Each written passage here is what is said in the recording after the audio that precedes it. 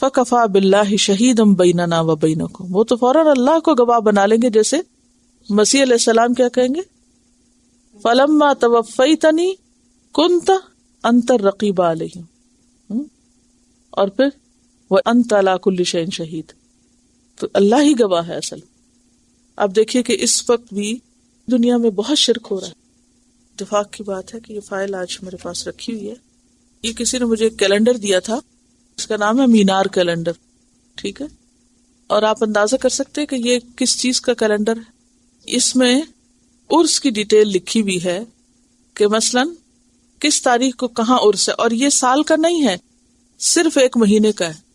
یہ پورا کیلنڈر 1 فروری کے مہینے کا ہے، انڈیا کا ہے، انڈیا سے کسی نے لا کے دیا عرس کی انویٹیشن کا۔ اچھا، اب آپ دیکھیے کہ اس پر کیا لکھا ہوا ہے۔ اوپر لکھا ہوا وَمَن يُشْرِكْ بِاللَّهِ فَقَدْ ضَلَّ ضَلَالًا بَعِيدًا، یہ کیا ہے کہ جس نے شرک کیا وہ بہت دور کی گمراہی میں نکل گیا۔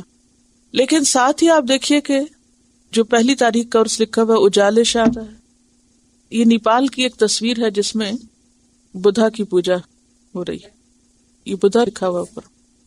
اچھا، اس لڑکے کو بدھا مانتے ہیں، اوکے۔ یہ لڑکا ان کے خیال میں ویسے ماننے کی بات نہیں ہے کہ کھائے پیے بغیر 6 ماہ سے زندہ، لہٰذا لوگوں نے اس کو بدھا مانا ہوا ہے اور اس کی پوجا ہوتی ہے۔ یہ ٹورانٹو سٹار کی نیوز ہے، یہ تصویر اور یہ نیوز جو ہے۔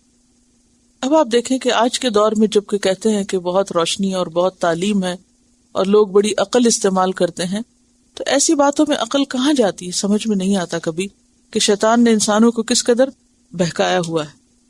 اس میں آپ کو میں پڑھ کے سناؤں یہ عبارت کیا لکھی ہوئی۔ اس میں لکھا ہوا ہے کہ ایک بڑھیا کا بیٹا گم ہو گیا، 12 سال تک بہت تلاش کیا، اسے خبر نہ ملی۔ اس مدت کے بعد بھی لڑکا دیس واپس نہ ہوا تو شہر سے باہر تکیے میں، تکیہ ہوتا ہے جیسے مزار ہوتا ہے نا ایک، اور ایک چھوٹے چھوٹے کمرے سے بنے ہوتے اس کو تکیہ بولتے ہیں، ایک مرد خدا اپنی دھن میں مست و سجود رہتے تھے، ان سے جا ملی، بہت منت سماجت کی، لیکن وہ بزرگ اس بڑھیا پر توجہ نہ دی۔ مجھے سمجھ میں نہیں آتی کہ اس بڑھیا کو ان کے پاس جانے کی ضرورت کیا تھی، نہیں کیا بتایا کسی نے کہ وہ خدا ہیں یا ان کے ہاتھ میں کچھ ہے، اور پھر یہ جو لکھا ہے انہوں نے توجہ نہ دی، تو توجہ کا مطلب کیا ہے؟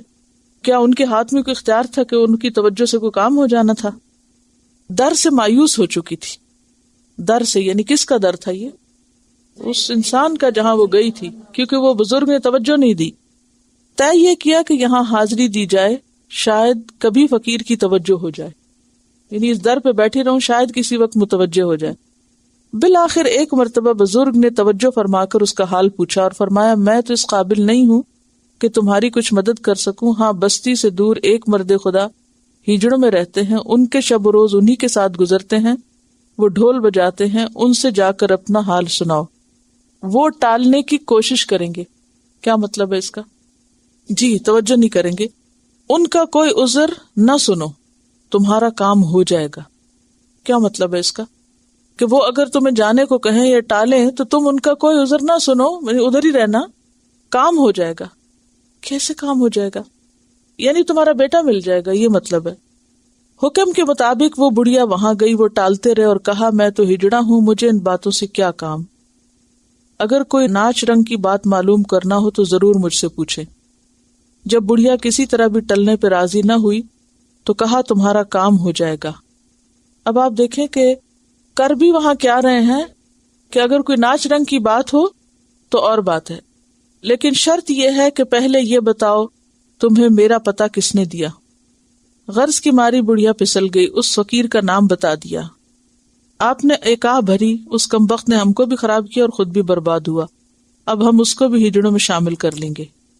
آپ نے اس بڑھیا کے سر پر ہاتھ رکھا، آنکھیں بند کر کے اپنے لڑکے کو تلاش کرنے کے لیے کہا۔ جب لڑکا نظر آیا تو کہا، اسے مضبوطی سے پکڑ لو۔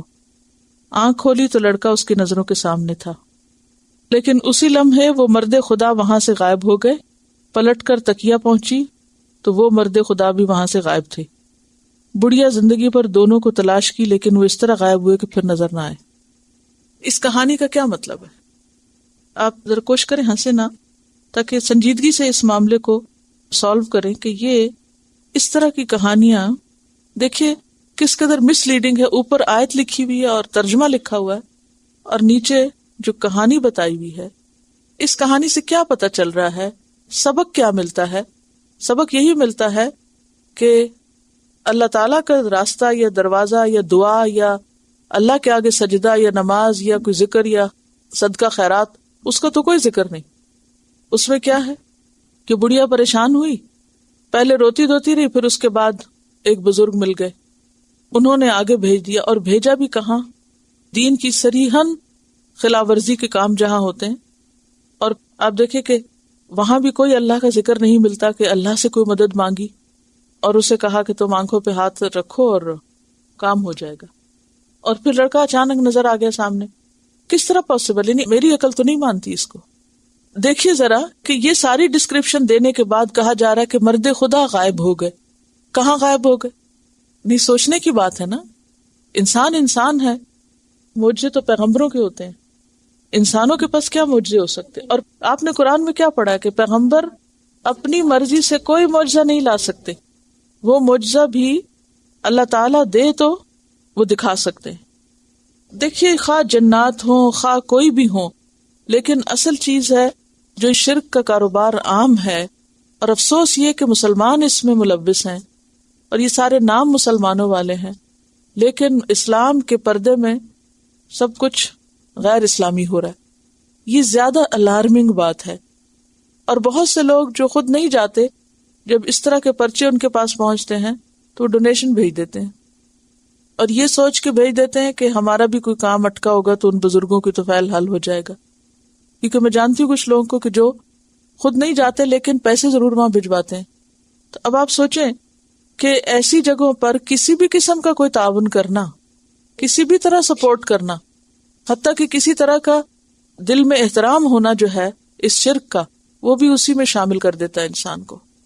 اور اس میں آپ دیکھیے کہ کیلنڈر کے شروع میں لکھا ہوا ہے نحس تاریخیں 15 اور 16 فروری، منحوس تاریخیں، یہ کیلنڈر کے اوپر لکھا ہوا ہے۔